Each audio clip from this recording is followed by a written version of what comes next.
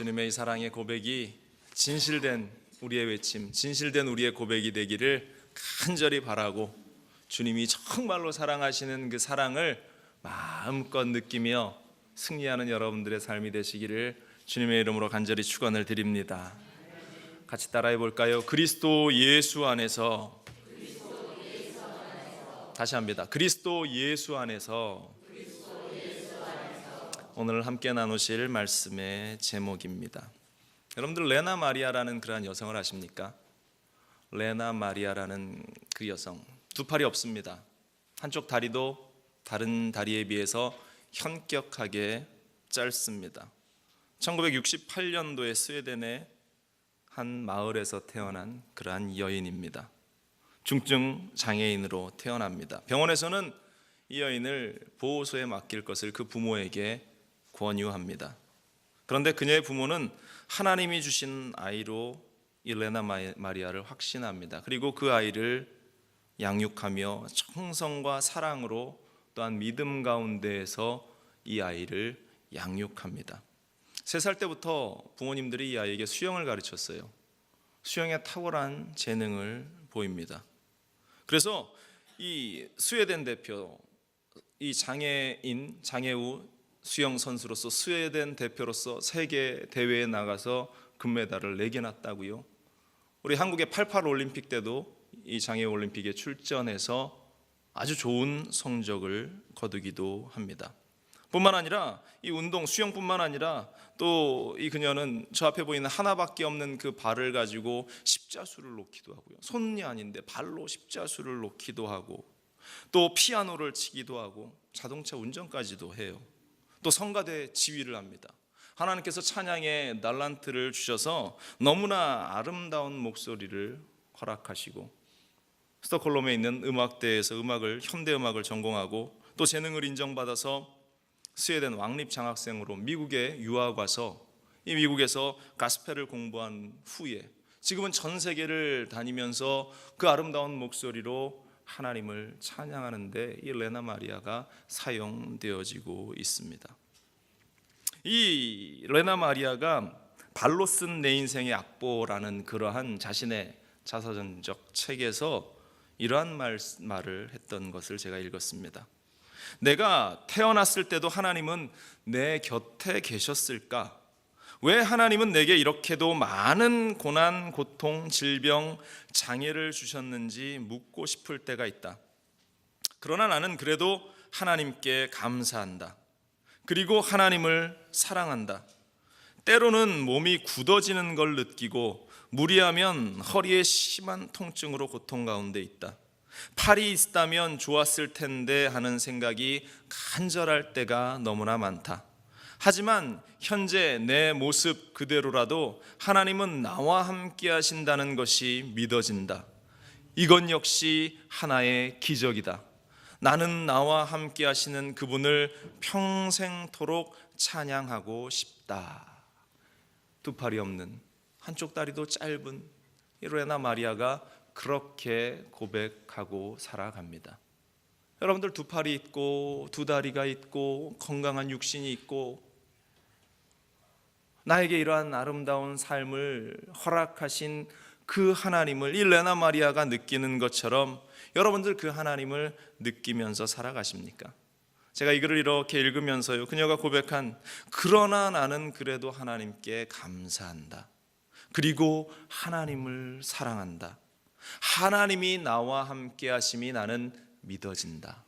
제가 이 말씀을 계속 이렇게 묵상하면서, 이 글을 묵상하면서 정말로 내 환경, 내 삶 가운데에 내가 하나님께 감사하고 나와 함께 하시는 그 하나님을 내가 느끼면서 살아가고 있는가 스스로에게 많이 물었어요.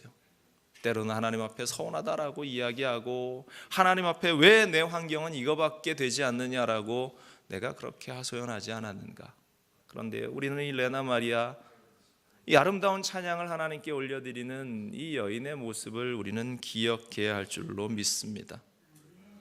원망할 수밖에 없는 그런 환경에도 불구하고 하나님을 원망하지 않고 하나님을 사랑한다라고 고백하는 것, 하나님이 함께 하신다는 것이 믿어진다라고 그렇게 고백하는 것, 바로 이것이 오늘 사도 바울이 우리에게 이야기하는 자족하는 마음이라는 생각을 하게 됩니다. 중요한 것은 자족한다라고 하는 그것이 내가 스스로 결단해서 이루어지는 일이 아니라는 것을 우리는 더욱 깨달아야 할 것입니다. 레나 마리아가 마지막에 했던 그 고백, 하나님이 나와 함께 하시는 것이 믿어집니다. 하나님이 나와 함께 하신다는 것이 믿어질 때에 그리스도 예수가 내 안에 함께 하신다라는 사실을 우리가 기억하며 알 때에 바로 스스로 이 땅의 삶 가운데 우리는 자족할 수 있고, 스스로 이 땅 가운데에서 우리는 하나님이 주시는 기쁨으로 만족한 삶을 살아갈 수 있다라는 것입니다. 여러분들 성경에 나오는 사도 바울을 한번 보세요. 그가 다메섹 도상에서 예수님을 만납니다. 그리고 그를 통해서 그에게 나타난 가장 큰 변화는 스스로 만족하는, 성경에서 이야기하듯이 자족하는 삶을 살았다라는 것입니다. 오늘 성경 본문 11절을 보세요. 이렇게 고백합니다. 내가 궁핍함으로 말하는 것이 아니라 어떠한 형편에든지 나는 자족하기를 배웠노니. 자족하기를 배웠다. 바울은 저절로 자기도 모르는 사이에 자족하게 되었다라고 말하지 않았습니다. 한순간에 돌을 깨닫듯이, 도 닦듯이 한순간에 와 내가 자족하게 되었다라고 이야기하지 않습니다. 그는 자족하는 삶을 배웠다라고 그렇게 표현을 하고 있어요. 12절에도 이렇게 기록합니다. 나는 비천에 처할 줄도 알고 풍부에 처할 줄도 알아. 모든 일 곧 배부름과 배고픔과 풍부와 궁핍에도 처할 줄 아는 일체의 비결을 어떻게 했다고요? 배웠다. 배웠노니 그는 그렇게 이야기하고 있습니다. 여기서 말하는 일체의 비결이란 말을 NIV 영어 성경에서 보면 이 밑에 보이시겠지만 In any and every situation 이라는 단어로 기록을 하고 있습니다. 번역하면 어떠한 환경일지라도 또 모든 상황 가운데에 내가 자족할 수 있는 비결을 배웠다라고 그는 그렇게 말하고 있습니다. 아주 불만족스러운 환경이 펼쳐져도 자족하기 위해서 힘쓰고 애썼다라는 사실, 그것이 얼마나 걸렸는지 우리는 모릅니다. 그가 어떠한 대가를 치루었는지도 성경은 이야기하고 있지 않습니다. 그런데 마침내 자족할 수 있는 것을 그가 배웠다. 결국 어떠한 환경에서든지 어떠한 형편에서든지 불평하지 않고 원망하지 않는 그러한 비결, 그 자족함을 배웠다라고 그는 이야기합니다. 여러분들, 배운다라는 것이 무엇입니까? 배운다고 하는 것은 바로 이 배움을 통해서 내 것을 만들었다라는 사실이에요. 여러분들, 공부를 우리가 쭉 해도 이 공부로 한 지식들이, 그것들이 내 것이 되지 않고서는 그것을 배웠다라고 이야기할 수 없습니다. 단지 한번 들여다본 것 정도는 될 수 있겠지만 정말로 배웠다라고 하는 것은 그 지식이 나의 것이, 내 안에서 그것이 영향력을 미치는 내 것이 되었을 때 우리는 배웠다라고 이야기합니다. 바울도 이 자족하는 삶을 배웠다라고 이야기하고 그것이 내 것이 되었고 이제 모든 상황 가운데에서 그것을 나타낼 수 있는 그러한 능력이 그에게 생겨났다라고 이야기하는 것입니다. 여러분들, 우리에게도 이 바울과 같이 자족하는 삶을 배워나갈 수 있는 그리스도인들이 될 수 있기를 간절히 축원을 드립니다. 그 자족하는 삶이 내 것이 될 수 있기를 간절히 축원을 드립니다. 그렇다면 우리가 어떻게 자족하는 삶을 살아가고 그것을 내 것으로 만들 수 있을까? 세 가지로 우리가 생각해 보기를 원하는데요. 첫 번째로, 비교하지 말아야 한다라는 것입니다. 사실 우리가 자족하지 못하는 가장 큰 요인 중에 하나는 비교하기 때문이라는 것이에요. 현재와 과거를 비교하는 사람도 늘 만족하지 못합니다. 또 자신과 다른 사람들을 비교하는 그러한 사람도 자족하지 못합니다. 비교하기 때문에 늘 불만 가운데에 늘 만족스럽지 못한 그러한 인생을 살아가는 것이에요. 아예 처음부터 비교할 대상이 없었다면 문제가 되지 않는데요. 비교할 거리가 있으면, 비교할 대상이 있으면, 비교할 어떠한 사건이 있으면 끊임없이 살아가는 인생들은 불행해질 수밖에 없는 것이에요.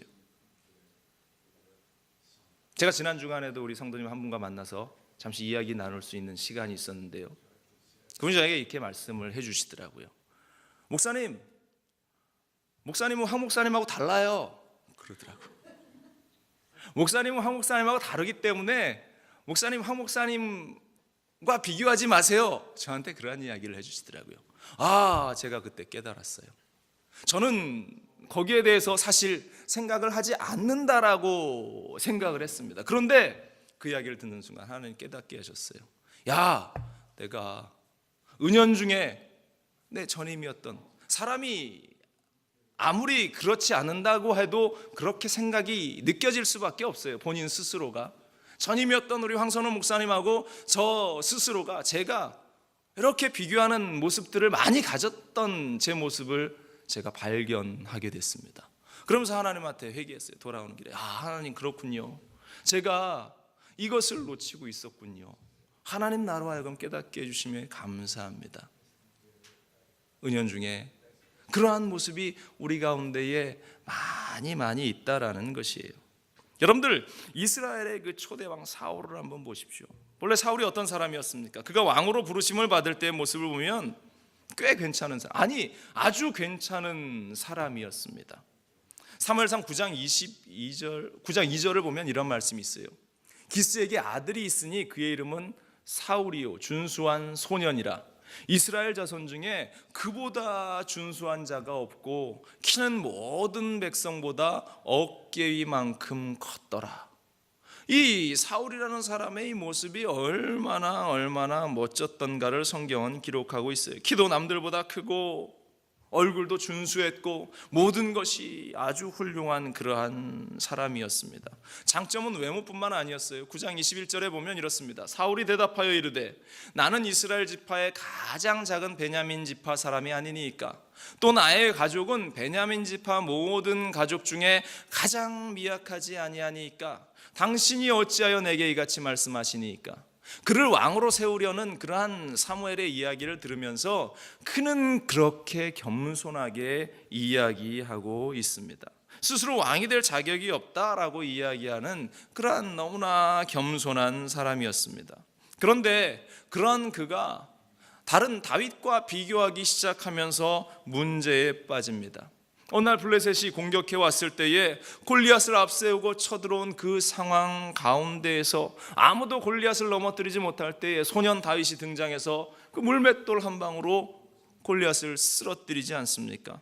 그러면서 백성들이 이 다윗을 보면서 찬양하며 노래합니다. 사무엘상 18장 7절에 보면 여인들이 뛰놀며 노래하여 이르되 사울이 죽인 자는 천천히요 다윗은 만만히로다 한지라.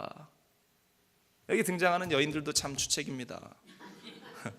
조용히 안 보이는 데 가서 이 다윗을 좀 칭찬하면 좋은데 사울이 뻔히 보는데 앞에서 다윗은 만만을 죽였는데 사울은 고작 천천밖에 안 된다. 천천도 엄청난 거죠. 그런데 그것밖에 안 된다 이렇게 칭찬을 하니 여러분들 칭찬도 잘해야 됩니다. 주위를 잘 둘러보고 상황을 보고 그렇게 칭찬을 해야지 그냥 시도 때에서 제가 여의도 순복음께서 처음 이제 전도사의 사역을 시작했어요. 전도사 초년병이었습니다. 이 부서에 이제 부서장님이 있고 선배 목사님들이 있는데 이제 그 기관에 이 한 팀이 있어서 우리 권사님들이 이제 따내는 이 어린 종의 길을 살려준다고 이 부서장님들과 선배들이 다 있는 자리에서 우리 전도사님이 이 기관장 목사님보다 더 설교도 잘해요. 선배 목사들보다 더 뛰어나요. 그렇게 칭찬을 하는데 한 번 두 번 흘려가는 이야기로 하면 좋았을 텐데 그것을 막 몇 번이고 계속하니까 이 선배 목사님들이 기분이 언짢으셨던 것 같아요. 안 좋았겠죠. 그러고 나서 그 1년간 저에게 시작된 박해는 이루 말할 수 없습니다. 얼마나 이 세상적인 속된 말로 저를 갈구시는지, 얼마나 고달프고 힘들었는지. 여러분들 칭찬도 주의를 잘 보면서 눈치를 보면서 칭찬을 하셔야 되는데, 아무튼 이 사울이 이 다윗을 칭찬하는 그 사람들의 이야기를 듣고 그 마음 가운데에 서운함이 다가오기 시작합니다. 그리고 다윗과 스스로를 비교하면서 매사에 다윗과 비교되어지는 자신의 모습, 사람들은 그렇게 여기지 않았을는지 모르지만 스스로가 그렇게 여기면서 점점 그의 삶은 어려운 지경으로 헤매어지기 시작합니다. 그리고 다윗을 죽이려고 하는 미치광이로 변했던 그 사울의 모습을 우리는 늘 기억하고 있지 않습니까? 그리고 그 인생의 결국은, 마지막은 길보아 전투에서 그렇게 처참하게 죽게 되는 그러한 비극의 주인공이 되고 맙니다. 여러분들, 역사 가운데에도 그 비교의 아주 대명사로 등장하는 그 사람이 있어요. 모차르트와 살리에리라는 이 두 인물입니다. 젊은 모차르트와 나이가 있었던 살리에리라는 그러한 인물, 아마데우스라는 영화 가운데 등장을 하는데, 이 살리에리라는 이 인물은 여러분들도 아시겠지만 당시에 가장 뛰어난 음악가 중에 한 사람이었습니다. 많은 사람들의 존경을 받고 인정을 받는 그였는데, 어느 날 젊은 모차르트라는 천재 음악가가 등장하기 시작합니다. 그 천재성을 가지고 있는 이 모차르트를 보면서 자꾸 이 사람이 모차르트와 스스로를 비교하기 시작합니다. 그러면서 그 인생이 변질되어 갑니다. 더 이상 작곡을 할 수가 없게 됩니다. 연주에도 신이 나지 않습니다. 어떠한 영감도 받을 수 없게 됩니다. 그러나 여전히 많은 사람들은 이 살리에리를 존경하고 그의 음악을 칭찬하는데도 여전히 그 마음 가운데는 만족함을 느끼지 못합니다. 결국 이 모차르트와 비교하는 그 인생으로 말미암아서 그 인생이 망가져버리는 그러한 슬픈 현실을 맞게 되었다라는 것입니다. 여러분들, 우리가 누군가와 또 어떤 상황과 비교하기 시작되면 자족하지 못합니다. 우리의 인생을 망치는 원인이 될 수 있다는 사실을 우리는 잊지 말아야 합니다. 사람과 사람과의 비교도 마찬가지고, 뿐만 아니라 과거와 현재를 비교하는 일도 마찬가지예요.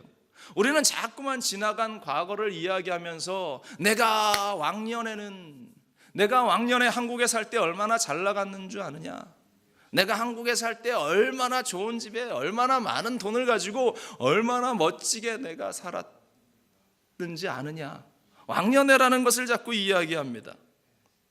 수많은 여자분들이 내가 젊을 때, 내가 처녀 때 얼마나 내가 인기가 많았는지, 나를 따라다니는 그 많은 사람들을 내가 뿌리치면서 그렇게 살았다, 뭐 그렇게 이야기하기도 합니다.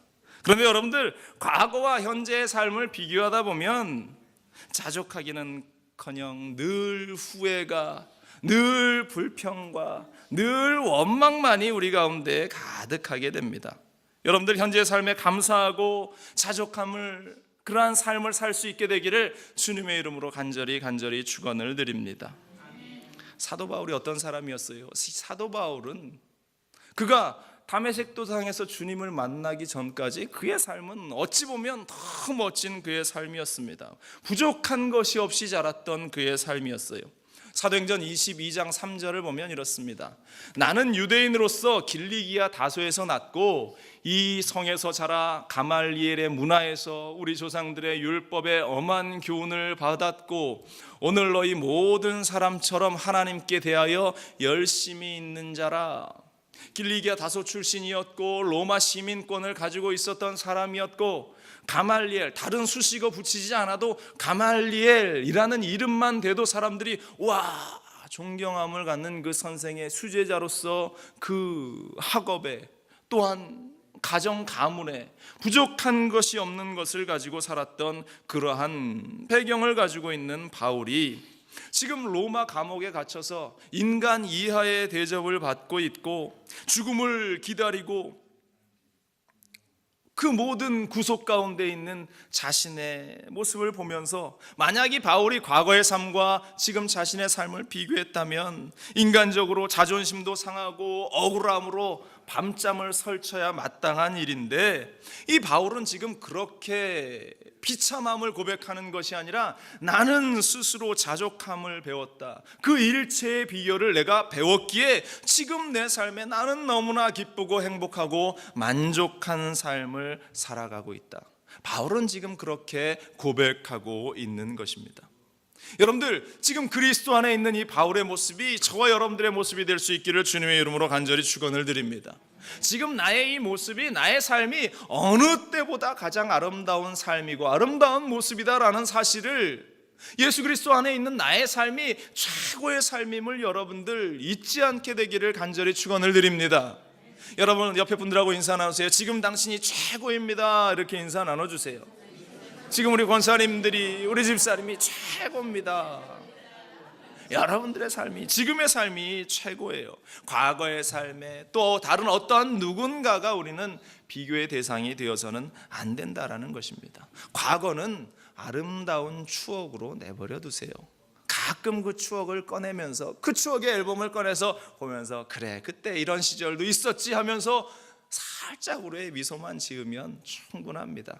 앞으로의 나아가는 그러한 삶이 더 멋지고 아름다운 일들이 우리를 기다리고 있는데 왜 과거에 묶여서 우리가 그렇게 살아가야 합니까? 여러분들 다른 누군가와 또 어떠한 일과 비교하지 않게 되기를 주님의 이름으로 간절히 축원을 드립니다. 지금 현재의 여러분들의 삶을 사랑할 수 있는 우리가 되기를 간절히 부탁을 드립니다. 두 번째로 우리가 자족할 수 있는 것은 바로 욕심을 부리지 말아야 한다라는 것입니다. 물론 욕심을 가지지 않는 인생이 어디에 있겠습니까? 중요한 것은 과도한 욕심은 결코 우리에게 긍정적일 수 없다라는 것을 성경은 이야기합니다. 인류 역사를 통해서 과도하게 욕심을 부린 사람치고 만족하거나 자족했다거나 아름다운 삶을 살았다라고 이야기하는 그러한 인물들은 단 한 명도 없습니다. 결국 멸망의 길로 자신의 제국을 만들어 보려고 했던 이들도, 자신의 어떠한 권세를 누려보려고 했던 사람들도 결국은 다 멸망의 길을 걸어갈 수밖에 없었다라는 것입니다. 야고보서 1장 14절로 15절은 이렇게 이야기합니다.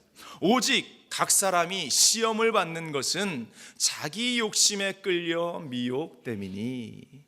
우리에게 시험이 다가오는 이유가 뭐라고요? 바로 자기의 욕심 때문이다 라고 이야기합니다. 그리고 그 이후에 나오는 구절은 이렇습니다. 욕심이 잉태한 즉 죄를 낳고 죄가 장성한 즉 사망을 낳느니라. 결국 욕심 이꼬르 사망이다 라고 성경은 이야기합니다.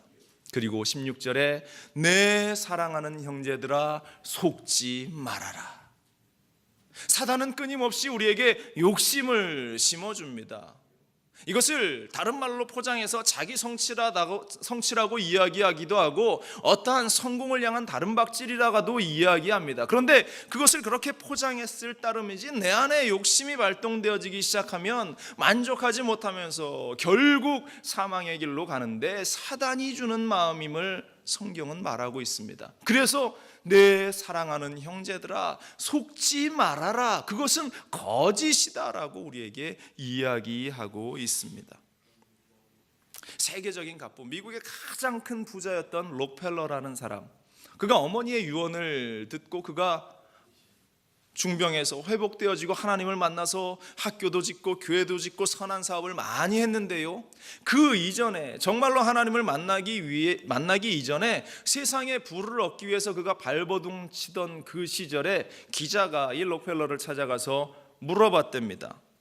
당신이 지금 이제 가장 큰 부자가 되었고 너무나 많은 것을 소유하고 있는데 지금 상황에 만족하십니까? 라고 물어보니까 아니요, 나는 지금 상황에 만족하지 않습니다 라고 록펠러가 이야기를 하더랍니다. 그래서 이 기자가 또 물었습니다. 그러면 얼마나, 무엇을 더 가져야 만족하시겠습니까? 라고 물었더니 이 록펠러가 대답한 것이 조금만 더 가지면 좋겠습니다 라고 이야기했더라라는 그런 이야기가 전해집니다. 이 이야기가 주는 교훈이 무엇입니까?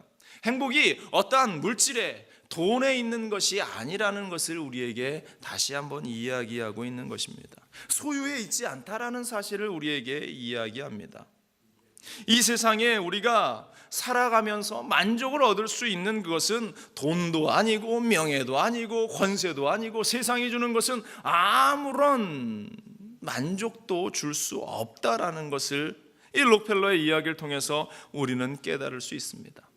그런데 오늘 사도 바울은 오늘 본문에서 이야기하고 있지 않습니까? 12절에 말합니다. 나는 비천에 처할 줄도 알고 풍부에 처할 줄도 알아. 모든 일 곧 배부름과 배고픔과 풍부와 궁핍에도 처할 줄 아는 일체의 비결을 배웠노라. 내 지갑에 돈이 있어야 내가 조금 덜 불안하고 만족하는 것이 아니라 있어도 만족하고 없어도 만족하고 모든 상황 가운데에서 나는 만족하는 그 일체의 비결을 배웠다라고 바울은 그렇게 고백하고 있는 것입니다.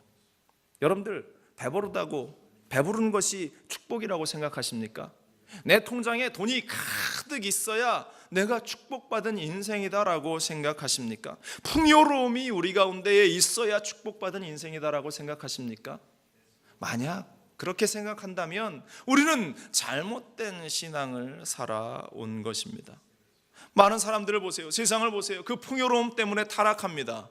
배부름 때문에 죄악 가운데에 서게 됩니다. 여유가 생기니까 많은 사람들이 다른 길로 그렇게 걸어갑니다. 뭐 전부는 아니겠지만 많은 경우에 그러한 일들이 생겨나고 있습니다. 성경에 보면 다윗의 이야기가 나오는데요, 여러분들 다윗이 전쟁터에 나가고 사울에게 쫓겨 다닐 때에 그가 어떠한 범죄함 가운데 있었습니까? 아니란 말이죠. 그가 조금 여유가 생겨서 이제 부하들만 전쟁터에 내보내도 되는 그러한 상황이 생겨서 하루는 늦게까지 궁에서 자다가 늦게 일어나서 이제 궁전 위에 올라가서 거니는데 멀리서 한 여인이 목욕하는 것을 보게 됩니다. 시력이 좋았던 것 같아요. 그가 그 여인을 딱 보면서 마음 가운데에 이 여유가 생기니까 음욕이 부릴 듯 일어나기 시작하면서 그 여인을 궁으로 데리고 와서 모략을 짜서, 그 여인 남편도 있는 여인인데 남편 우리아를 전쟁터에 내보내서 죽게 하고 그 여인을 자신의 것으로 만들려고 하는 그러한 음흉한 계획까지 세우고, 계획으로 그친 것이 아니라 그것을 이루어서 그 범죄함 가운데에 서게 되는 그러한 다윗의 모습을 성경은 이야기하고 있지 않습니까? 무서운 행동이 그의 가운데 나타난 이유가 그 삶의 풍요로움, 여유로움이 그를 그렇게 몰아넣었던 것입니다. 여러분들, 많은 사람들 대개의 경우는 오히려 배고플 때는 죄를 짓기가 더 쉽지 않습니다.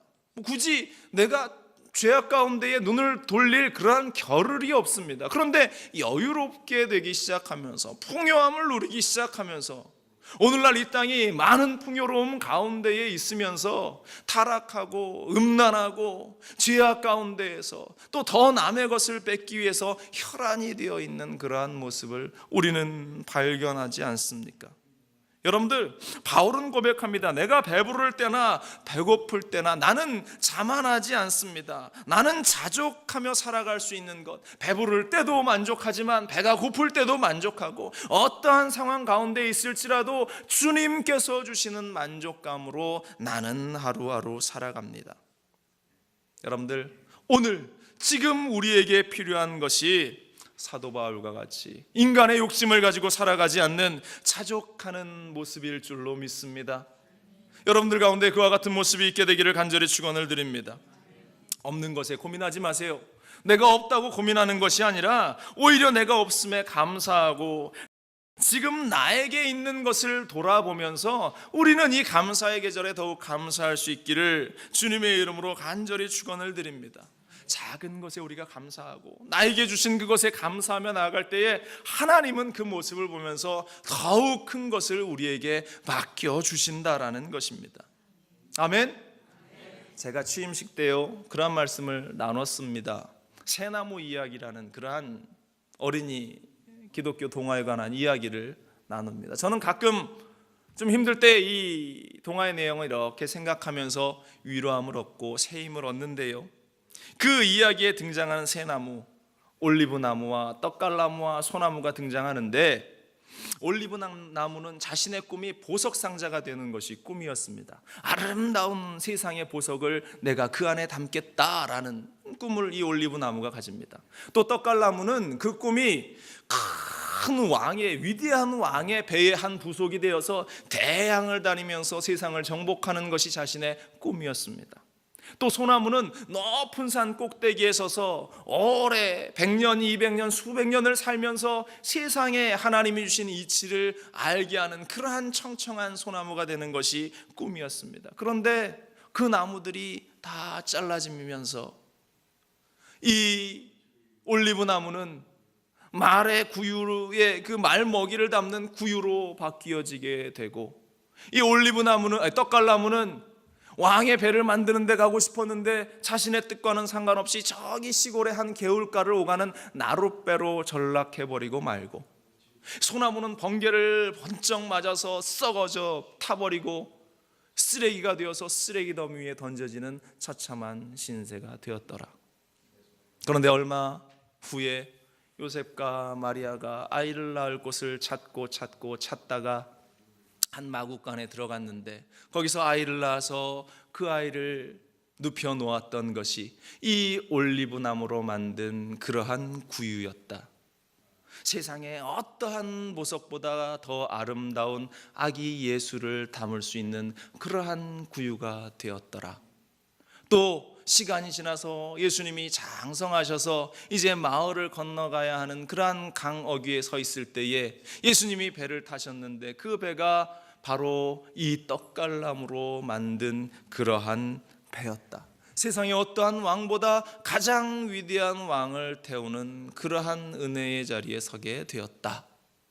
또 시간이 지나서 로마의 병정들이 그 쓰레기 더미 위에서 소나무를 꺼내어 무언가를 만들었는데, 바로 그것이 십자가였고, 그 십자가에 예수님이 달리시게 되었고, 세상에 어떠한 것보다 가장 위대한 일, 구원의 그 완성을 이루기 위해서 그 십자가, 그 소나무로 만든 십자가가 사용되었다. 이것은 어린이들이 읽는 그러한 기독교 동화이지만, 이 이야기의 핵심은 내가 욕심을 부려서 이루려고 한다고 그 뜻이 이루어지는 것이 아니라, 하나님은 우리에게 더욱 크고 원대한 계획을 그 가운데에 가지고 계셔서 우리가 자족함을 배우고 기도할 때에 하나님은 우리를 하나님의 계획대로 만들어 주신다라는 사실, 여러분들 오늘 사도 바울이 우리에게 이야기하는 대로 내가 욕심을 부리지 않고 주님이 이루실 원대한 계획을 기다리며 감사하며 살아갈 수 있게 되기를 간절히 축원을 드립니다. 세 번째로, 그렇다면 이 모든 것을 우리가 이룰 수 있기 위해서 무엇이 필요한가? 바로 그리스도 예수 안에 거할 때 가능하다라는 것입니다.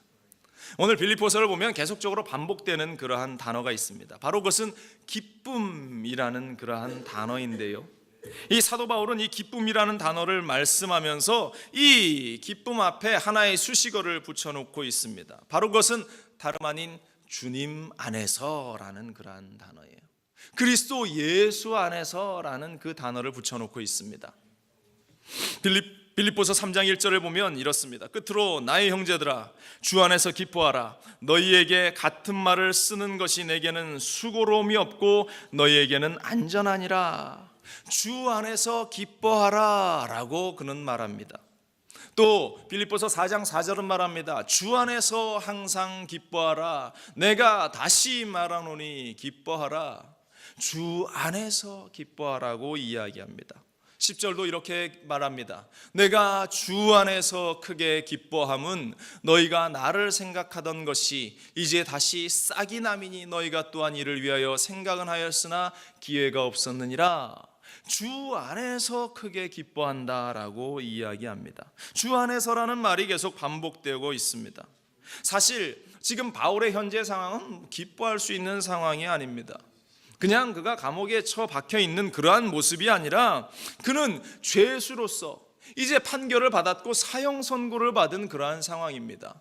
창밖을 바라보면 자신의 목을 자를 단두대가 시퍼런 칼날을 빛을 내면서 밖에서 이 바울을 기다리고 있고, 양옆에서는 혹여나 바울이 도망만 갈까봐 죄수들이 수갑을 양쪽에서 채워서 함께 그 감옥 가운데에 있는 형국, 언제 죽을지를 모르는, 당장 내일이라도 죽을 수 있는 그러한 죽음의 현장 가운데에 서 있는 그가 지금 그 가운데에서 기뻐한다라고 이야기합니다. 그리고 어떠한 상황 가운데에서도 자족한다라고 이야기하고 있습니다. 여러분들, 바울이 이렇게 기뻐하고 자족할 수 있는 그러한 비결이 무엇이었습니까?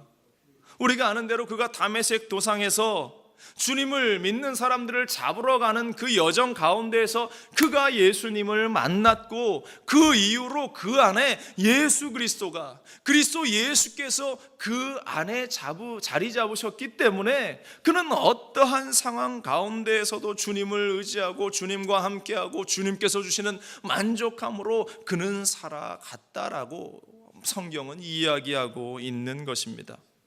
우리도 그 주님이 내 안에 함께할 수 있기를 간절히 축원을 드립니다.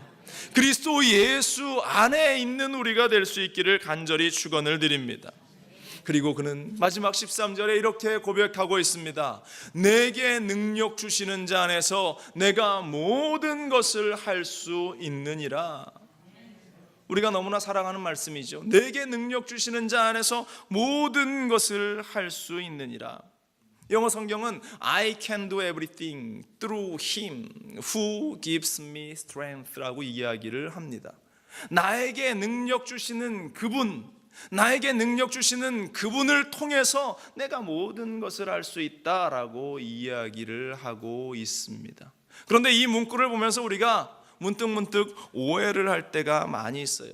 그러면서 하나님께 기도합니다. 하나님, 내 사정이, 내 삶이 경제적으로 너무 어렵습니다. 가난합니다. 당장 나에게 좀 돈을 주십시오. 물질을 주십시오 라고 기도할 때 당장 내 눈앞에 돈이 떨어져야 하고 물질이 떨어져야 하고, 하나님, 내가 아픕니다. 당장 나를 좀 고쳐주십시오 라고 기도했을 때 당장 치료의 역사가 있어야 된다라는 것으로 우리가 오해할 때가 너무나 많습니다. 그러면서 이 성경 구절을 이용합니다. 내게 능력 주시는 자 안에서 모든 것을 할 수 있는 느니라. 물론 우리 하나님은 모든 것을 할 수 있습니다. 당장 나에게 돈을 주실 수도 있고, 사업이 풀리는 은혜를 주실 수도 있고, 당장 내 질병이 치료될 수도 있게 하실 수 있는 분이 우리 하나님입니다. 그런데 여러분들 곰곰이 한번 생각해 보세요. 당장 나에게 돈이 눈앞에 떡 하고 떨어졌다고 그것으로 내가 쭉 만족할 수 있겠습니까? 당장 내가 병 고침을 받았다고 내가 쭉 만족하면서 기뻐하실 수 있겠습니까? 우리 가운데는 또 다른 불만족이 생겨나고, 또 다른 아쉬움이 생겨나고, 또 다른 원망이 생겨납니다. 이스라엘 백성들 하나님이 만나로 먹이셨습니다. 메추라기로 먹이셨습니다. 목마르다고 할 때 반석에서 물이 나서 물을 주셨습니다. 그들이 만족했습니까? 또 다른 불만족 가운데 그들은 감사하지 않았어요. 그러면 우리에게 말씀하시는 이 내게 능력 주시는 자 안에서 모든 것을 할 수 있느니라 라고 하신 이 말씀은 사도 바울이 어떠한 의도를 가지고 우리에게 한 것인가? 비록 당장 내 삶의 문제가 해결되지 않아도, 비록 당장 내 눈앞에 질병이 치료되지 않아도, 내 안에 질병이 있어도, 내 안에 어려움이 있어도 주님이 함께 하시니까 나는 그것 때문에 만족할 수 있는, 기뻐할 수 있는 그 일이 주님이 나에게 주신 능력이라는 사실을 바울은 이야기하는 것입니다. 아멘? 지금 내 눈앞에 어떠한 현상적인 것들이 일어나지 않더라도 하나님께서 내 안에 알 수 없는 기쁨을 막 솟아나게 하시면서 내 안에 그 기쁨을 가지고 이 세상 가운데에 살아갈 수 있게 하시는 것, 그 만족감을 가지고 살아갈 수 있게 하시는 것, 바로 그것이 오늘 이 빌립보서 4장 13절에 말씀하시는 내게 능력 주시는 자 안에서 내가 모든 것을 할 수 있느니라 라고 하는 그 능력이 바로 그 능력이라는 사실을 우리는 간과하지 말아야 할 줄로 믿습니다. 그래서 본문이 강조하는 것은 가난할 때나 부자일 때나 건강할 때나 병약할 때나 능력 주시는 주님 안에서 자족함을 배웠다라고 하는 것, 바로 그것이 내 것임을 알았다고 하는 사도 바울의 고백과 함께 우리는 읽어 나아가야 한다라는 사실입니다. 여러분들, 육체의 질병이 있는 가운데 만족할 수 있습니까? 지금 내 환경에 문제 가운데 있는데 그것 가운데에서도 여러분들은 만족할 수 있습니까? 여러분들, 주님께서 여러분들 가운데 있으면 어떠한 상황 가운데 있다 할지라도, 어떠한 불만족스러운 그런 환경이 펼쳐진다 할지라도 우리는 만족할 수 있습니다. 그와 같은 만족감이 여러분들 가운데 있게 되기를, 감사가 있게 되기를 주님의 이름으로 간절히 축원을 드립니다. 네덜란드 출신의 코리 텐 붐이라는 그 할머니가 한 분이 있습니다.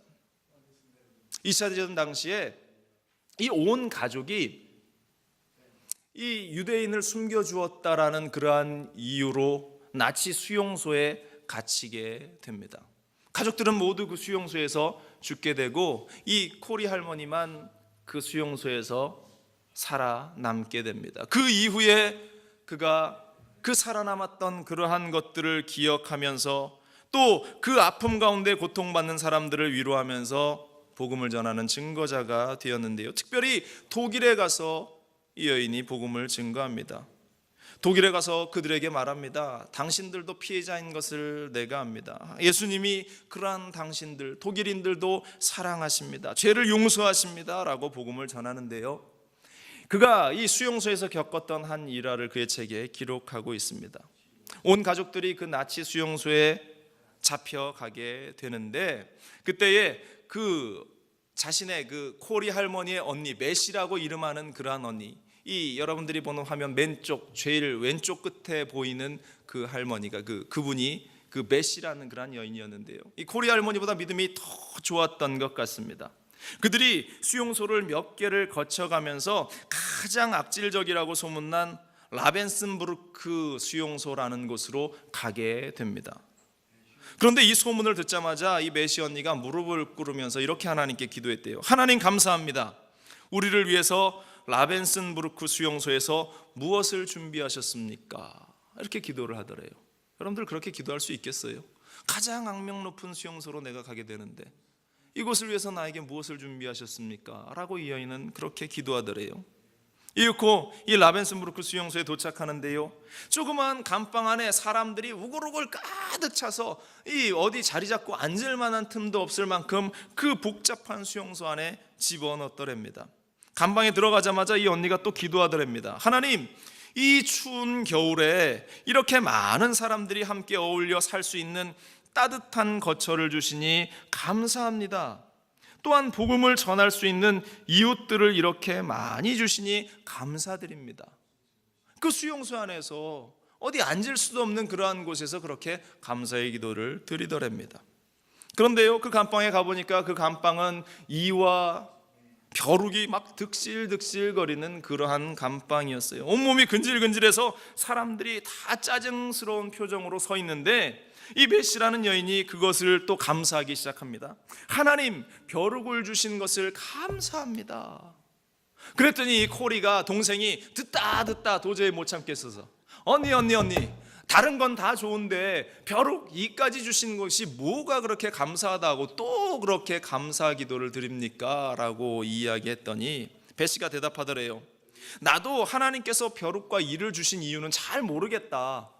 그런데 그러한 환경을 주신 하나님의 뜻이 있지 않겠니? 이렇게 대답을 하더래요. 얼마나 절대 긍정, 절대 감사의 신앙인지 모릅니다. 코리는 참으로 마음이 어려웠는데 며칠 지나고 보니까 그 해답을 얻게 되었답니다. 이 감방에 이와 그 벼룩 그런 벌레들이 가득하니까 이 감방 안으로는 간수들도 잘 안 오는 겁니다. 간수들이 잘 안 오니까 그 안에서 이 메시와 코리가 함께 찬양하고 예배할 수 있는 그러한 환경이 조성이 되더라는 것이에요. 간수들이 오지도 않는 그 감방에서 마음껏 자유롭게 찬양할 수 있고 예배할 수 있도록 하나님께서 이를 보내고 벼룩을 보내고, 비록 환경적으로는 가렵고 긁고 막 좀 힘들어도 하나님을 예배할 수 있는 환경이 열어주니까 얼마나 감사한가. 나중에 이 코리 할머니가 이제 그렇게 간증을 했던 그러한 내용이 그가 쓴 피난처라는 책에 기록되어 있는데요, 고통 가운데 있습니까? 역경 가운데 있습니까? 그리스도인들에게는 우연이라는 없습니다. 내가 오늘 재수가 좋아서 오늘 수입이 좀 괜찮았어. 그리스도인들에게는 그러한 재수는 존재하지 않습니다. 하나님이 계획하시고 하나님이 만들어주시고 하늘을 나는 새 한 마리도 아버지 하나님이 입히시고 먹이시는데 우리 그리스도인들에게 우연이라는 것이 존재하겠습니까? 하나님께서 우리의 환경을 또한 우리의 삶을 열어주실 줄로 믿습니다. 말씀을 정리합니다. 여러분들 행복이 아직도 소유에 있다고 생각하십니까? 만족함이 내가 무언가를 가지고 있을 때의 만족함을 얻을 수 있다라고 생각하십니까? 소유에 있지 않습니다. 행복은 자족하는 마음 가운데 있습니다. 그 자족하는 마음은 바로 그리스도 예수 안에 거하는 우리 가운데에 주어진다라는 사실을 우리는 잊지 말아야 할 줄로 믿습니다. 한 설교가가 이 자족하는 마음에 대해서 이야기하면서 이러한 이야기를 했습니다. 자족하는 마음은 마치 온도 조절기와 같다라는 이야기를 했습니다. 그런데 오늘날 많은 그리스도인들이 온도계와 같은 삶을 살아간다라고 이야기를 했어요. 여러분들, 온도계와 온도 조절기의 차이는 무엇입니까? 온도계는 주변의 상황에 영향을 받습니다. 날씨가 더워지면 온도계가 확 올라갑니다. 날씨가 추워지면 온도계는 확 떨어집니다. 그런데 반면 온도 조절기는 어떻습니까? 온도 조절기는 날씨가 추워지면 자기가 윙 돌아서 실내 기온을 따뜻하게 만듭니다. 또 온도 조절기는 날씨가 막 밖이 더워지면 냉방으로 바뀌어져서 실내 온도를 쫙 낮추는 역할을 합니다. 우리 그리스도인들은 온도계가 되어서는 안 되고 온도 조절계가 되어야 한다라는 사실입니다. 바로 그것이 자족하는 삶의 사람들의 그 모습이다라고 이야기하고 있습니다. 여러분들은 어떠한 삶을 살아갑니까? 온도계와 같은 삶을 살고 있지는 않습니까? 아니면 온도 조절계에서의 삶을 살고 있습니까? 여러분들, 우리는 오늘 이후로는 내가 어떠한 환경 가운데 지배를 받는 이들이 아니라 환경을 다스려 나가고 주님 안에서 감사하고 또 감격하고 그 사랑을 나눌 수 있는 우리가 되기를 간절히 축원을 드립니다.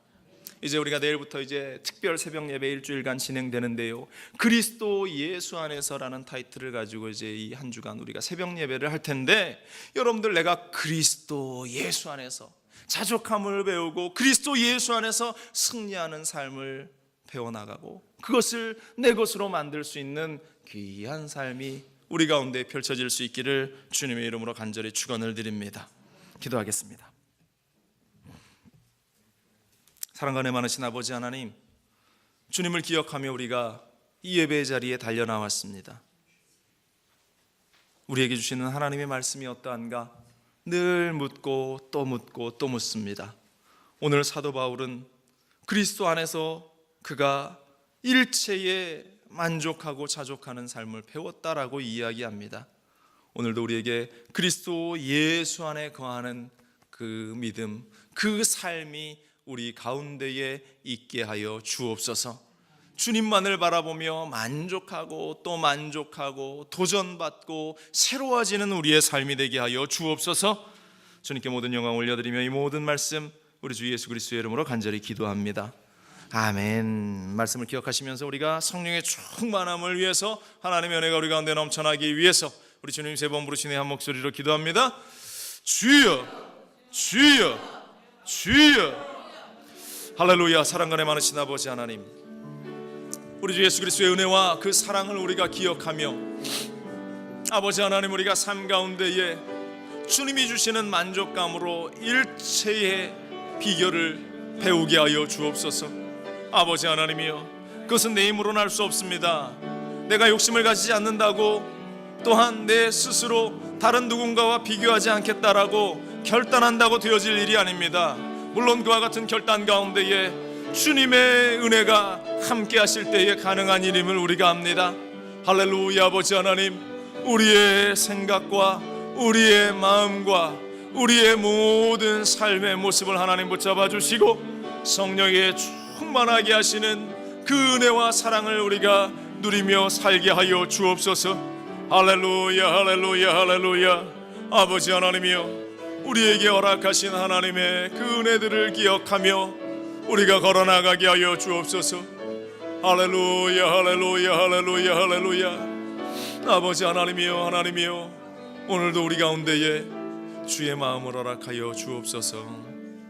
자, 마음 가운데 소원이 있으신 분들은 가슴에 손을 얹고요, 육신이 아픈 곳이 있으신 분은 아픈 곳에 손을 얹으십시오. 제가 기도합니다.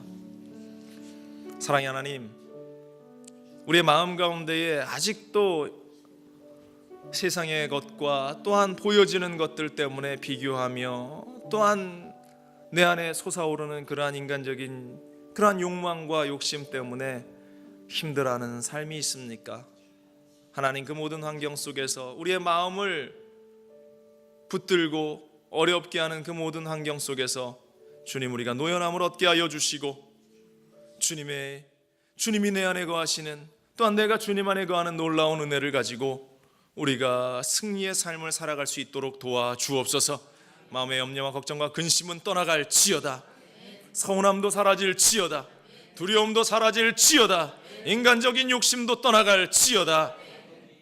모든 일에 자족함을 배우는 사도 바울과 같이 모든 삶에 만족의 삶을 얻어 살아갈 수 있게 하여 주옵소서. 육신의 질병도 떠나가게 하여 주옵소서. 고통 가운데서 노연함을 얻게 하여 주옵소서. 머리부터 발끝까지 구석구석 마디마디마다 보혈의 피로 발라주시고 강건케 하여 주옵소서. 나사렛 예수 그리스도의 이름으로 명하노니 우리의 육신 가운데 고통을 주는 원수 마귀의 세력은, 흑암의 세력은 이 시간 예배 가운데서 떠나갈지어다. 주 예수 그리스도의 이름으로 명하노니 묶고 안고 떠나갈지어다. 모든 흑암의 세력은 떠나갈지어다. 아버지 하나님, 주님께서 치료하여 주시고 강건하게 하여 주옵소서. 하나님, 기도합니다. 지혜를 얻기 원하오니 세상을 살아가는 데 지혜와 명철함을 주시고 우리 자녀들에게 또 손주들에게 그러한 동일한 은혜가 있게 하여 주옵소서. 기도합니다. 이 추수감사절, 이제 이 추수감사의 계절, 다음 주는 우리가 또 추수감사 특별 새벽 예배로 하나님께 예배드리고, 또한 그 주일 추수감사 아버지 주일 예배를 주님께 올려드릴 텐데, 어떠한 때보다 더욱더 감사하고 더 감사하는 우리의 이 한 주간의 시간들, 우리의 삶의 시간들이 될 수 있도록 주님 함께하여 주옵소서. 우리 가운데 새 일을 행하시고 능력을 행하실 야훼 하나님 감사드립니다. 주님 홀로 영광받아 주옵소서. 감사드리며 이 모든 말씀 우리 주 예수 그리스도의 이름으로 기도합니다. 아멘.